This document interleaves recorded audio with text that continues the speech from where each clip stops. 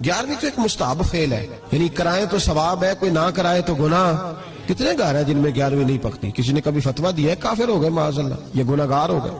और जो पकाने वाले उनसे भी एक गुजारिश है कि 11वीं मुस्ताहब है, उसके लिए मस्जिदों में ऐलान नहीं करने चाहिए, और मुस्ताहब के लिए सवाल करना मना है। आला हजरत ने लिखा है किसी ने उम्रे पे जाना है, दिल तड़प रहा, फिर भी उसके लिए सवाल करना मना है। तो उसके लिए जब सवाल की इजाजत नहीं, तो मुस्ताहब काम के लिए लोग सवेरे स्पीकर खोल लेते हैं और जनाब गले लगे हुए हैं, यहाँ 11वीं का हिस्सा डालो, तो 11वीं का ये मकसद नहीं।